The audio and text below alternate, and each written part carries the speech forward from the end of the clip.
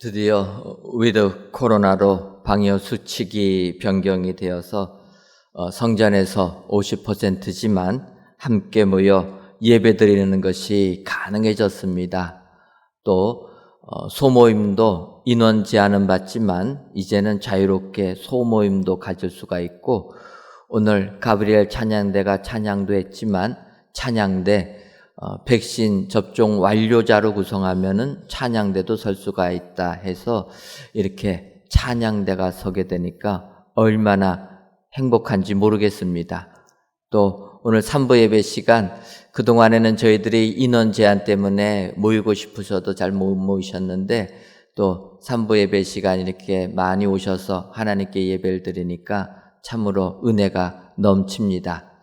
여러분, 이제 코로나19로 저희들의 믿음 생활이 많이 제한을 받다가 새롭게 다시 해도 된다 또 이야기가 돼서 하나님께 예배드리러 나오게 되었습니다. 근데 여러분, 그동안 집에서 영상으로 예배드리시다가 이렇게 성전에 나오시려고 하니까 힘드시지 아니하셨습니까? 어쨌든 나오시려고 하면은 세수도 해야 되고 화장도 해야 되고 차 타고도 와야 되고, 이게 힘든 게 한두 가지가 아닙니다. 집에서는 텔레비만 딱 켜면 나오게 되는데, 하지만 여러분, 비록 몸이 말이 안 듣더라도 더욱더 열심을 향해 성전에 모이시는 여러분들 되시기를 주님의 이름으로 축원합니다. 저부터도 돌이켜보면 이제 예전에 하던 신앙생활로 다시 열심을 내려고 하니까 마음은 굴뚝 같은데 몸이 전혀 말을 듣지가 않습니다. 2년 동안 나태해질 대로 나태해져가지고 이게 힘들다라는 거예요. 그래서 오늘 이렇게 위드 코로나로 자유롭게 성전에 나와서 예배 드릴 수 있는 시간, 이 시간 먼저 우리가 하나님께로 돌아가야 되겠다 생각을 하여서 신명기서의 말씀 가지고 은혜를 나누려고 합니다. 이 신명기서는 모세가 이스라엘 백성들을 애굽에서 출애굽시킨 다음에 은혜로 홍해바다를 건너고 광야로 오게 됩니다. 그때 시내산 호렙산에서 하나님의 계명을 받아 이스라엘 백성들과 언약을 맺습니다. 하지만 하나님과 이렇게 언약을 맺은 이스라엘 백성들이 하나님의 말씀, 그래서 약속의 땅 가나안에 들어가야 되는데 정탐꾼들의 보고를 받고 절망하고 낙심하게 됩니다. 하나님 말씀을 확신하지 못하고 믿음이 흔들려서 의심하게 되었다라는 것입니다. 결국 그들은 40년 동안 광야에 머물 수밖에 없었습니다. 그래서 이제 모세가 40년 동안 광야를 떠돌다가 이제 하나님의 때가 되어서 약속의 땅 가나안에 들어가는 이스라엘 백성들, 그들을 향하여서 권면의 말을 해주는 내용이 신명기서에 있는 말씀입니다. 40년 전 호렙산의 언약을 기억하면서 다시금 모압 평지에서 하나님과 언약을 맺는 이러한 내용이라는 것입니다. 그래서 신명기서라는 이 성경책의 이름은 우리나라 말로는 한자어로 펼신자의 명할 명자, 그래서 하나님의 명령을 다시 좀 펼쳐서 보여준다, 이렇게 기록되어 있는 게 신명기서입니다. 실질적으로 구약성경, 히브리인들이 쓰던 구약성경의 책 이름들은 이스라엘 사람들이 따로 책 이름을 정하지를 않았습니다. 그래서 그 성경책이 시작하는 첫 단어들로 그 책의 이름을 붙였습니다. 그래서 우리가 아는 대로 창세기라라는 성경책의 이름은 창세기 1장 1절 첫 시작하는 구절 브레스트 바라 엘로힘, 이 단어에서 시작하는 브레스트라는 전치사를 그냥 성경 이름으로 사용하게 됩니다. 그 이름이 처음에 태초에라라는 이러한 의미를 가지고 있는 전치사입니다. 그래서 이스라엘 백성들은 그 전치사를 가지고 책의 이름을 붙이고 사용하게 됩니다. 그러다 보니까 이제 그 구약 성경, 히브리어로 되어 있는 성경책을 헬라어로 번역하는 70인령 번역하는 학자들이 있었습니다. 그러니까 그 학자들은 이스라엘 사람들의 성경책을 시작하는 첫 단어로 그 책의 이름을 붙이니까 그거는 조금 아닌 것 같아 해서 이들이 성경을 연구하면서 나름대로 이름을 붙이게 됩니다. 그래서 창세기는 지네시스라 이렇게 붙여서 지금 우리로 말하는 제네시스, 창세기가 되는 것입니다.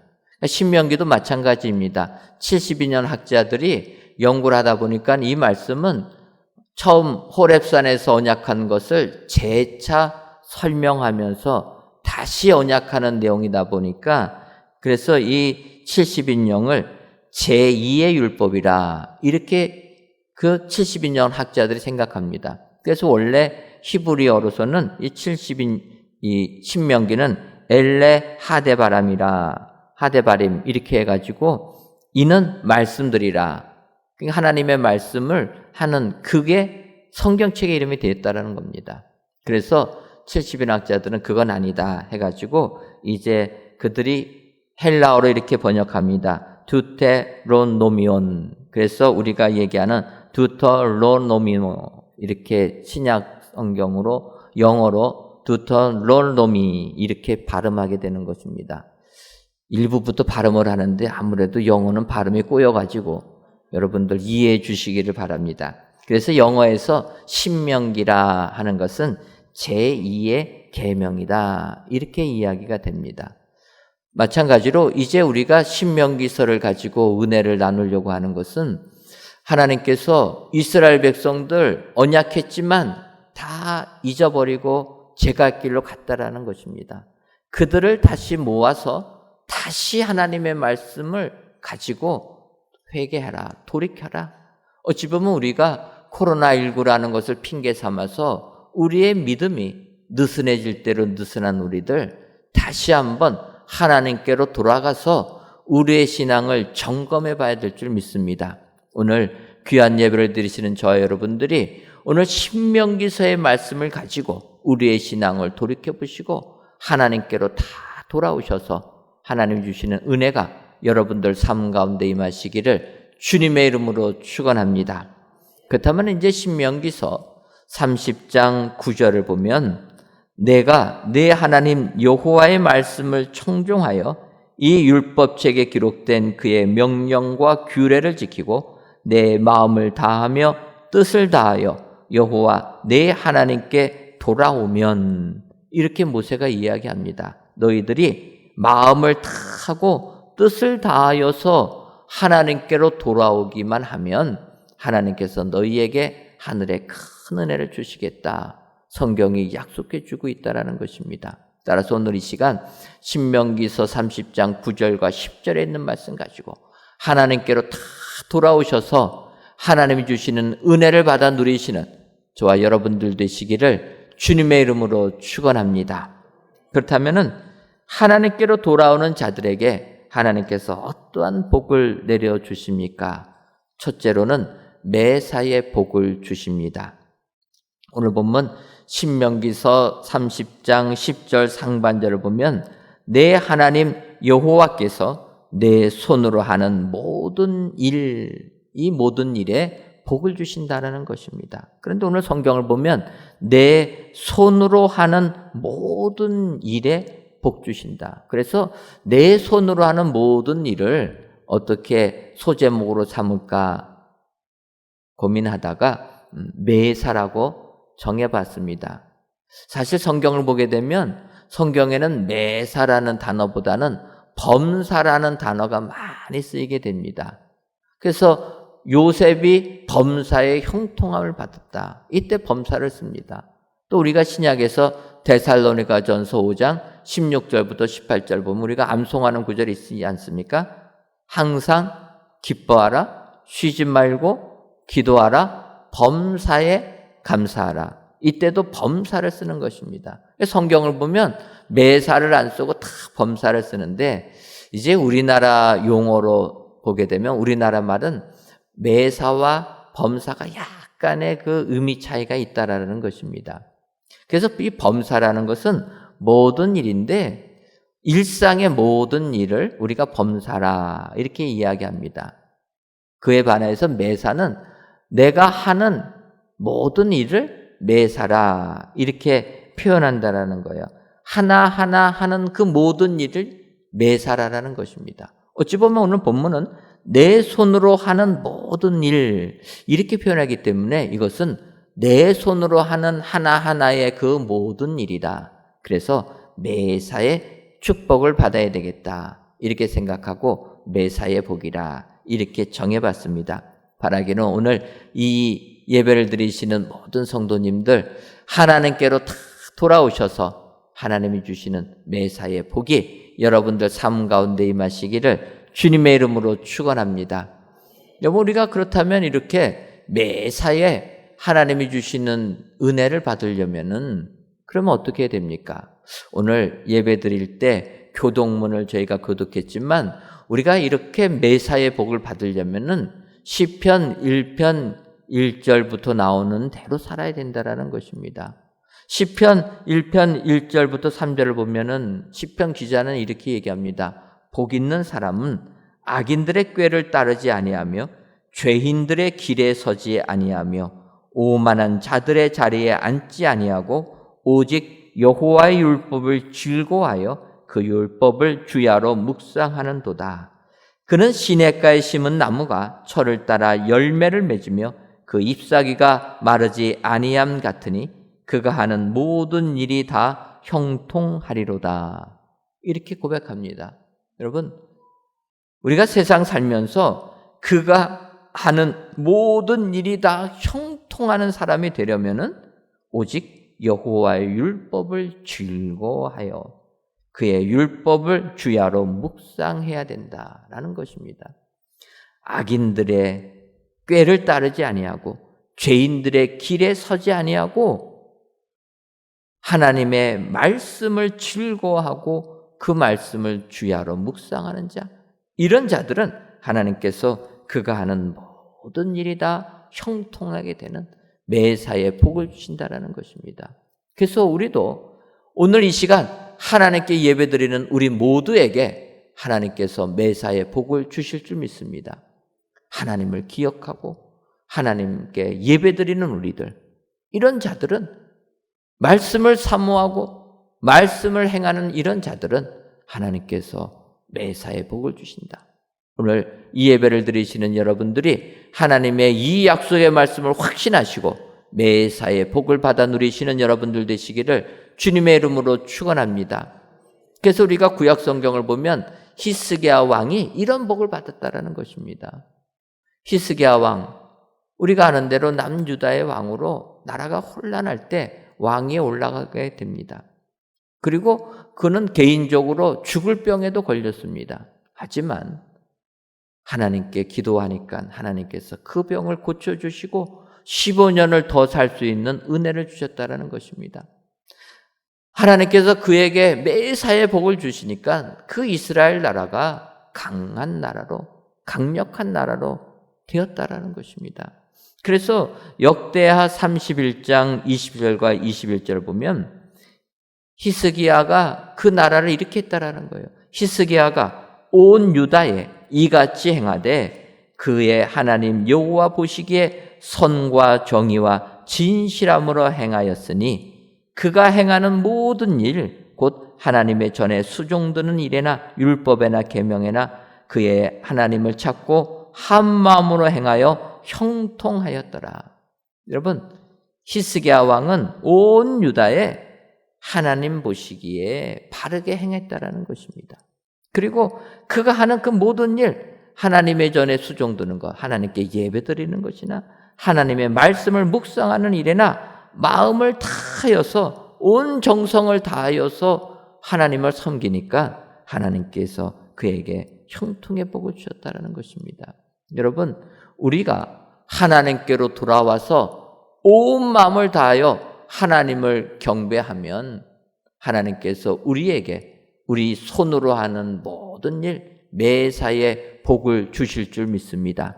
오늘 귀한 예배를 드리시는 저와 여러분들이 내가 하는 그 모든 일에 하나님이 주시는 형통함의 복을 받아서 세상을 이기시는 축복의 성도님들 되시기를 주님의 이름으로 축원합니다.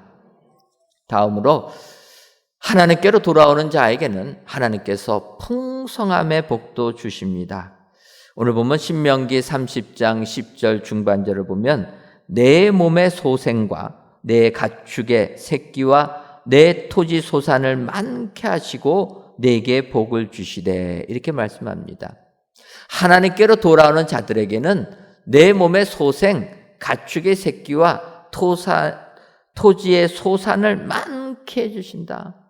풍성하게 해주신다는 것입니다. 여러분, 세상 살면서 이렇게 풍성하게 사는 게 얼마나 축복입니까? 근데 문제는 우리 인간이라는 존재는 본성이 우리가 매일매일 우리 자신을 채찍질하지 않으면 죄악으로 저절로 가는 게 인간이라는 것입니다. 어제 내가 예수님 잘 믿었다고 오늘 절대로 예수님 잘 믿는 게 아니라는 것입니다. 오늘 내가 하나님 잘 섬겼어도 내일 하나님을 잘 섬긴다는 보장이 없는 게 인간의 본질이라는 것입니다. 그래서 우리는 날마다 하나님께로 돌아오는 연습을 해야 된다는 거예요. 하나님을 기억하고 하나님께로 돌아오는 자들, 이렇게 하나님께로 돌아오는 자들에게는 하나님께서 풍성함의 은혜를 주신다는 것입니다. 구약 성경을 보게 되면 호세아 선지자가 있습니다. 호세아 선지자는 별명이 사랑의 선지자입니다. 그러니까 사랑을 그렇게 많이 했다라는 거예요. 보통 사람이 하지 못하는 사랑을 실천한 사람이 호세아라는 것입니다. 그가 어떠한 사랑을 실천합니까? 하나님께서 호세아를 선지자로 부르셔가지고 선지자로 첫 명령을 내린 게 다른 나라에 가서 아니면 이 민족에 가서 하나님 말씀을 이렇게 선포하라 이런 내용이 아니라 하나님께서 호세아를 부르셔가지고 호세아가 명한 명령은 음란한 여인을 만나서 결혼하여 음란한 자녀를 낳으라는 것입니다. 아니 여러분, 결혼하려면은 순결한 사람을 만나지 음란한 사람하고 정욕에 빠진 사람하고 결혼하겠습니까? 근데 하나님의 명령이 너는 음란한 여인을 만나서 그와 결혼해서 음란한 자녀들을 낳으라는 것입니다. 그래서 호세아 선지자는 하나님의 말씀에 순종해서 그 지역에 가장 음란한 여인 고멜이라는 여인을 찾아가서 그와 결혼합니다. 그리고 말씀 그대로 아들 2명과 딸 1명을 낳게 됩니다. 여러분, 결혼해서 가정을 이루고 살면은 이제는 그 가정에 만족하고 살아야 되지 않습니까? 그런데 성경을 보면 그 호세아의 부인되는 고멜이라는 여인이 타인의 사랑을 받아서 남편과 자식을 버리고 그 다른 남자에게로 도망갔다라는 거예요. 얼마나 호세아가 힘들었겠습니까? 하나님 명령에 순종해서 음란한 고멜과 결혼하고 자녀 낳았는데 아내가 도망가 버렸다는 거예요. 이런 호세아에게 하나님께서 또 명하십니다. 너는 가서 그 아내를 데리고 와서 다시 사랑하라는 거예요. 여러분 같으면 이런 사람 사랑할 수 있겠습니까? 말씀 안 하실 줄 알았습니다. 제가 일부부터 여쭤봐도 아무도 대답을 안 해요. 대답을 안 한다는 게 무엇입니까? 용서 못 해준다는 거죠. 나를 버리고 떠난 사람 어떻게 용서하겠습니까? 그래도 우리 사회에서는 아내들은 조금 남편들을 용서를 해줍니다. 근데 남편들이 이런 아내 용서한다라는 것 어렵다라는 거예요. 그런데 호세아는 하나님께서 명하시니까 그 아내를 데리고 왔다라는 거예요. 근데 데리고 갈 때를 보니까 그 아내를 데리고 오기 위하여서 은 15개와 보리 한 호멜 반을 주고 사왔다라는 거예요. 이 내용을 보게 되면 타인의 사랑을 받아서 떠났던 고멜이 어떠한 상황에 처하게 됐는가를 느낄 수 있는 부분이라는 것입니다. 그 남자 좋다고 떠나갔는데 결론은 어떻게 됩니까? 거기서도 버림받았다라는 겁니다. 버림받아서 그 고멜의 신세가 은 15개와 보리 한 호멜 반이면은 돈 주고 사올 수 있는 존재로 전락되었다는 거예요. 이것은 쉽게 말하면 노예의 삶을 살았다는 것입니다. 하나님께서는 고멜을 사랑하라고 해서 다시 아내로 데리고 오라고 해서 돈 주고 사오라라는 것입니다. 호세아는 바로 이런 사랑을 실천했기 때문에 사랑의 선지자라 우리가 이야기합니다. 근데 하나님께서는 왜 호세아에게 이렇게 하라고 하십니까? 바로 하나님의 사랑이 이 같은 사랑이라는 거예요. 우리 인간들은 하지 못하는 사랑이지만 하나님은 이런 사랑을 한다. 너희들이 나를 섬기다가 나를 버리고 우상을 따라 나갔지만 나는 너희들 예수 그리스도를 이 땅에 보내셔서 주님의 십자가의 보혈로 너희들을 다시 돈 주고 값 주고 사온 하나님의 사랑, 그 사랑을 알려주기 위하여서 호세아에게 미리 얘기하셨다는 것입니다. 그래서 호세아는 이스라엘 백성들에게 선언합니다. 너희들 하나님께로 돌아오라. 여러분, 호세아서 마지막 장, 호세아서 14장 1절을 보면 호세아가 이렇게 얘기합니다. 이스라엘아, 내 하나님 여호와께로 돌아오라. 내가 불의함으로 말미암아 엎드러졌느니라. 이스라엘 백성들을 향하여서 하나님께로 돌아오라고 이야기하는 것입니다. 그러면서 호세아서 14장 7절을 보면 그 그늘 아래에 거주하는 자가 돌아올지라. 그들은 곡식같이 풍성할 것이며 포도나무같이 꽃이 필 것이며 그 향기는 레바논의 포도주같이 되리라. 하나님께로 돌아오는 자들에게는 곡식같이 풍성한 축복을 주실 것이다. 너희의 삶이 비천한 삶일지라도 노예와 같은 종과 같은 삶일지라도 나에게로 돌아오기만 하면 풍성함의 은혜를 주실 것이다. 하나님께서 약속해 주신다는 것입니다. 포도나무같이 꽃이 피는 축복을 주신다. 여러분, 오늘도 이 하나님의 말씀을 기억하신 여러분 되시기를 주님의 이름으로 축원합니다. 내가 세상을 향하여 나갔다 할지라도 하나님께로 돌아오기만 하면 하나님 다시금 풍성함의 은혜를 주신다. 여러분 기억하시고 하나님의 초청을 그대로 받아들이셔서 오늘도 하나님께 돌아오셔서 하나님이 주시는 풍성함의 은혜가 여러분들 삶 속에 임하시기를 주님의 이름으로 축원합니다. 끝으로 하나님께로 돌아오는 자들에게는 하나님께서 번영의 복도 주십니다. 신명기 30장 10절 하반절을 보면 곧 여호와께서 내 조상들을 기뻐하신 것 같이 너를 다시 기뻐하사 내게 복을 주시리라. 이렇게 말씀하고 있습니다. 근데 이 구절을 현대인의 성경으로 번역해 보면 또 여러분의 조상들이 번영하는 것을 기뻐하신 것처럼 여러분이 번영하는 것을 다시 기뻐하실 것입니다. 이렇게 현대인의 성경은 번역했습니다. 그러니까 우리가 번영하는 것을 기뻐하신다라는 것입니다. 그래서 세 번째 대지의 제목을 번영의 복이라 이렇게 정했습니다. 이 번영이라는 것은 번성하고는 약간 의미가 다릅니다. 우리가 번성하다라는 이야기들을 많이 쓰는데 번성이라는 것은 국어 사전으로 보면은 한창 성하게 일어나 퍼지는 것. 그래서 회사가 번성하다면 크게 퍼져서 성장하는 걸 말하지 않습니까? 근데 이게 번성인데 번영은 번성하고 발전하여 영화롭게 되는 것. 여기까지 의미가 커진다라는 거예요. 그러니까 크게 성장함과 아울러서 영화롭게까지 된다. 그 이름이 세상에 빛나게 되는 것까지가 번영이라는 거예요. 그래서 제가 이렇게 단어를 보면서 이왕 받으려면은 번성보다는 번영의 복 받는 게 축복인 줄 믿습니다. 번영의 복을 받아야 된다는 거예요. 왜 그러냐? 세상 살다 보면은 하나님 알지 못하는 사람도 번성할 때가 종종 있지 않습니까?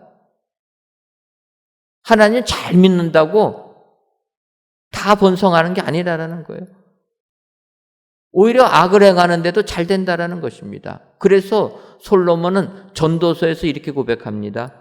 전도서 7장 15절을 보면 내 허무한 날을 사는 동안 내가 그 모든 일을 살펴보았더니 자기의 의로움에도 불구하고 멸망하는 의인이 있고 자기의 악행에도 불구하고 장수하는 악인이 있으니 세상이 이렇다라는 거예요.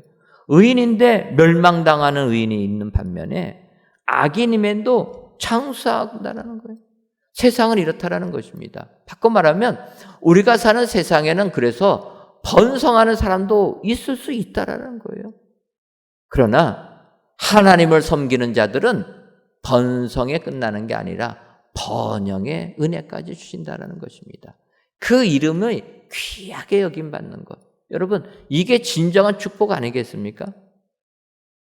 예를 들면은 미국에 보면 20세기 초에 미국의 큰 부자들로 유명한 사람들이 있습니다. 그 중에 한 사람이 록펠러라고 하는 사람입니다. 흔히 석유의 왕이라 해서 석유 사업에 투자해가지고 최고의 부자가 된 사람입니다. 그 사람의 재산이 어느 정도냐면 지금 현재 미국의 최고 부자보다도 약 3배 정도가 더 많이 소유한 사람이라고 이야기합니다. 그런 록펠러라는 사람이 있는데 이 사람은 재산 많은 것으로도 유명할 뿐만 아니라 자녀 교육을 잘 시킨 사람으로도 유명합니다. 그 큰 부자가 그 자녀들을 근검 절약의 정신으로 가르쳤다라는 거예요. 그래서 자녀들 쓸데없는 불은 다 끄게 만들었다라는 거예요. 여러분, 요즘 자녀들 불들 잘 끄고 다닙니까? 저만 그럽니까? 아이들을 보면은 불을 잘 안 꺼요. 저희는 그냥 무조건 불을 끄는데, 근데 이 록펠러가 그의 자녀들을 교육할 때 쓸데없이 전기 낭비하지 말라고 교육시켰다라는 거예요. 불들 다 끄게 만들었다라는 것입니다. 자녀들이 용돈 달라고 하면은 돈 많다고 그냥 주지 않았다라는 거예요. 일해야지만 돈 줬다라는 것입니다. 자녀들을 교육시킬 때 가계부 만들어가지고 돈 들어오고 나가는 거 다 기록하게 만들었다라는 거예요. 그래서 그렇게 교육받은 자녀들이 마찬가지로 근건 전략하면서 살았다라는 거예요. 그래서 록펠러의 아들 되는 사람이 한 번은 호텔을 갔는데 호텔에서 요금을 과다 청구했다라는 거예요. 자기가 보기에는 이렇게 돈이 안 나와야 되는데 더 청구했다라는 거예요. 그래서 그 록펠러 아들이 호텔 가서 따졌다라는 거예요. 그러니까 옆에 있는 사람들이 뭐라고 합니다. 너 같은 큰 부자가 그 뭐 몇 센트 몇 달러 더 받겠다고 싸우냐. 그러니까 그 록펠러 아들이 한다는 얘기가 내가 호텔에 부당한 것을 잡아주지 않으면 이 호텔은 다른 사람들에게도 다 이렇게 청구할 거다. 나는 돈이 있지만 그래서 내가 이 돈 1달러, 2달러 갖고 따지는 거 째째하다고 느낄지라도 나는 부자기 때문에 전혀 나는 째째한 사람 아니다. 하지만 잘못된 것을 내가 주지 않으면 안 되기 때문에 내가 하는 것이다. 그 아들이 그렇게 살았다라는 겁니다. 이렇게 사는 걸로 유명한 록펠러가 또 하나로 유명한 건 무엇이냐면 그 록펠러는 사회에 자기의 재산을 많이 기부한 것으로도 유명한 사람이라는 거예요. 그래서 록펠러 재단을 만들어 가지고 자기가 사업해서 번 돈들을 그 재단을 통해서 다 사회에 시사했다라는 거예요. 일례로 제가 시카고에 있을 때 시카고 대학이라는 대학교가 있습니다. 그 시카고 대학을 가게 되면 록펠러 채플이 있어요. 그러니까 록펠러 재단에서 예배당을 아주 멋있게 건축해서 기증했다라는 거예요. 그 대학 다니는 학생들 예배드리라고 하나님 믿으라고 예배당 건축해서 주었다라는 것입니다. 대리석으로 웅장하게 건축하였고 파이프 오르간까지 설치하면서 굉장히 화려하게 건축한 건축물이라는 것입니다. 거기 옥상에는 시계가 있습니다. 그래서 그 시계가 시간 되면은 종을 치는데 종 소리가 굉장히 큽니다. 그래서 저도 그 주변에서 기숙사에서 생활할 때 그 종소리 듣고 잠 깬 적이 한두 번이 아닙니다.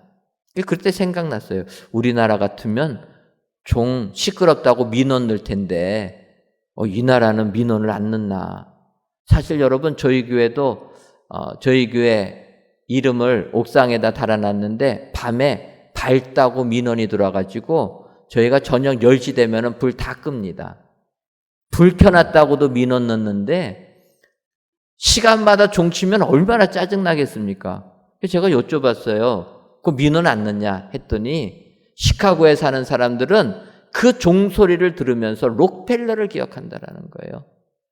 그리고 그 소리가 시끄럽다고 여기는 게 아니라 나도 록펠러처럼 이렇게 세상에서 많은 물질을 갖게 되면 이렇게 사회를 위해서 다 써야 되겠다. 오히려 록펠러를 기억하면서 감사한다라는 것입니다. 저는 이 록펠러를 보면서 정말 그는 번영의 사람이다 이렇게 생각이 들었습니다. 자손들도 부자가 3대 못 간다는 말과 달리 그 가문 지금도 미국의 유력한 가문이 되었다라는 것입니다. 이처럼 그의 가정은 자손들도 번성하고 번영하는데 그 이름이 영화로운 이름까지 되었다. 얼마나 번영의 축복을 받은 자입니까? 여러분, 이런 번영의 축복 우리가 세상 살면서 받아야 될 줄 믿습니다. 하나님께로 돌아오기만 하면 번영의 축복 주신다 약속해 주셨다는 거예요. 그래서 우리는 하나님께로 돌아와서 이 은혜를 받아야 될 줄 믿습니다. 더군다나 여러분, 우리가 하나님께로 돌아오면 하나님께서 우리의 이름을 다 기억해 주시지 않겠습니까? 하나님의 기억받는다는 것, 이게 얼마나 번영의 축복입니까? 여러분, 오늘 하나님께서는 우리에게 이 세상의 번영뿐만 아니라 영적인 번영의 축복도 주신다. 여러분 기억하시고 하나님께로 다 돌아오셔서 하나님 주신 축복을 받아 누리시는 저와 여러분들 되시기를 주님의 이름으로 축원합니다. 기도하겠습니다. 하나님, 위드 코로나 방역 지침에 따라 비록 50%지만 성전에 나와 예배 드릴 수 있도록 은혜 주시니 감사합니다. 이 시간 성전에서 또는 영상으로 하나님께 예배를 드리오니 이 예배를 흠양하여 주옵시고 모든 예배자들을 위해 하늘의 은총을 허락하여 주옵소서. 그동안 나태해졌던 신앙생활을 돌이켜보며 이제는 열심을 다해 하나님만 섬기는 저희들 되게 하여 주옵소서. 오늘 하나님께서는 모세를 통해 내 하나님께로 돌아오기만 하면 하늘의 축복을 주시겠다 약속해 주시니 감사합니다. 이 약속의 말씀을 붙잡고 하나님께로 돌아와 하나님께서 주시는 매사의 복, 풍성의 복, 번영의 복을 받아 누리는 모든 성도님들 되게 하여 주옵소서. 예수님의 이름으로 기도하옵나이다. 아멘.